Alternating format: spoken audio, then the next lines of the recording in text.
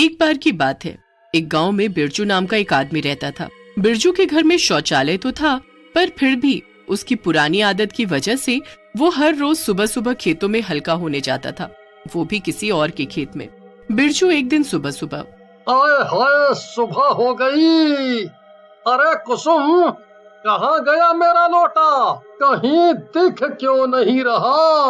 और ये कुसुम कहाँ हो? कुसुम बिरजू की पत्नी थी। कुसुम बिरजू की आवाज सुनकर गुस्से में उसके पास आती है। अरे क्या हुआ, काहे सुबह सुबह चिल्ला रहे हो? मुझे सुबह से ही हजारों काम रहते हैं और तुम्हारे पास तो बस एक ही काम है, हल्का होना, वो भी उसके लिए इतनी दूर खेतों में जाते हो। अरे घर में इतना बड़ा शौचालय बना तो हुआ है, फिर भी साहब को खेतों में हल्का होने जाना है। अरे तुम मुझसे क्यों सुबह सुबह बहस कर रही हो?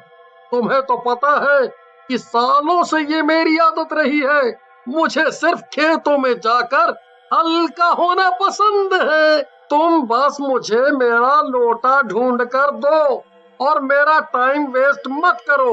कुसुम मुंह बना लेती है और बिरजू को लोटा ढूंढ कर दे देती है। ये लो, और अब मुझे परेशान करना बंद करो, जाओ हल्का होने जाओ। बिरजू लोटे में पानी भर लेता है और खेतों की तरफ चल देता है। हमेशा की तरह बिरजू अपनी मनपसंद जगह पर हल्का होने बैठ जाता है। जैसे ही वो हल्का होकर उठता है, उसे कुछ दूरी पर एक लड़की खड़ी दिखाई देती है। अरे मुझे नहीं पता था यहाँ मेरे अलावा कोई और भी हल्का होने आता है। एक तो मेरी इस कमजोर नजर की वजह से दिखाई भी नहीं दे रहा कहाँ कौन है। लगता है कोई लड़की है। छोड़ो मुझे, क्या मैं चलता हूँ घर। पर तभी बिरजू देखता है कि वो लड़की उसी के पास आकर खड़ी हो जाती है। तब जाकर बिरजू को दिखाई देता है कि वो कोई मामूली लड़की नहीं बल्कि एक चुड़ैल थी। तभी चुड़ैल बिरजू को हवा में लटका देती है। सुन, आज से ये मेरा इलाका है। अगर तू दोबारा यहाँ दिखा या यहाँ हल्का होने आया तो मैं तुझे जिंदा नहीं छोड़ूंगी, समझा? माफ कर दो मुझे, अब मैं यहाँ नहीं आऊंगा। छोड़ दो मुझे प्लीज, जाने दो। चुड़ैल बिरजू को दूर फेंक देती है और बिरजू उल्टे पैर अपने घर भागता है। बिरजू को हांफते हुए देखकर कुसुम उससे पूछती है, क्या हुआ जी, क्या बात है? ये अचानक से दौड़कर आने की क्या जरूरत थी? हल्का होकर ज्यादा ही एनर्जी मिल गई है या कोई भूत दिख गया क्या रास्ते में? अरे भूत नहीं, चुड़ैल। क्या? अरे हाँ, सचमुच की चुड़ैल। तुझे पता भी है, आज खेत में हल्का होने के बाद जब मैं उठा तो वहाँ मुझे एक चुड़ैल ने पकड़ लिया।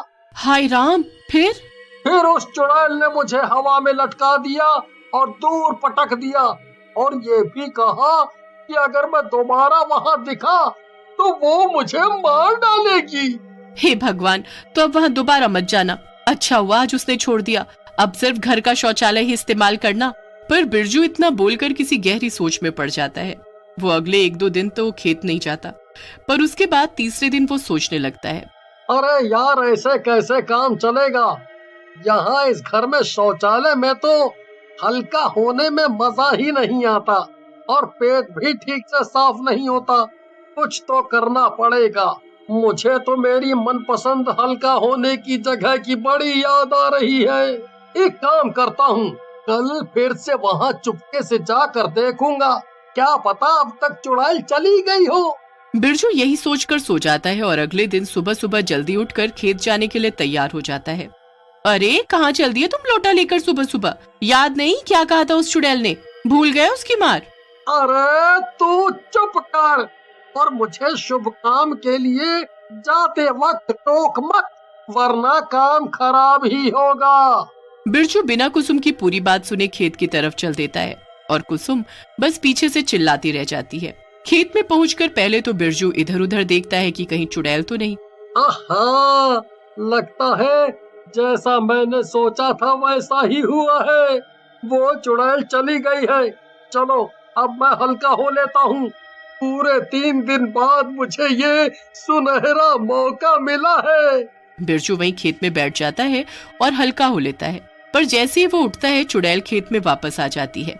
बदतमीज, तेरी इतनी हिम्मत, तू फिर से मेरे खेत में आया और यहाँ आकर हल्का हुआ।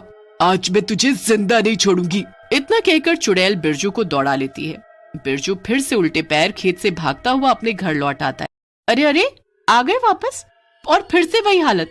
मना किया था ना मैंने, मत जाओ। आज तो किस्मत अच्छी थी जो बच गए। चुप कर जा तू तो, सब तेरे अशुभ बोलने की वजह से हुआ है। और अब तो मैं इस चुड़ैल से पीछा छुड़ा कर ही रहूंगा। आखिर ये खेत उसका कैसे हो सकता है? वो खेत श्यामलाल का है। मैंने कल ही उसकी बीवी से पता किया था। श्यामलाल और उसकी बीवी भी उस चुड़ैल से परेशान है। उसने मुझे बताया कि यही कुछ एक हफ्ते पहले ही उनके खेत में एक चुड़ैल घुस आई और खेत को अपना बताने लगी। जो कोई भी खेत में जाता वो उसे मार मार कर भगा देती, यहाँ तक कि उसने श्यामलाल को भी अंदर नहीं घुसने दिया।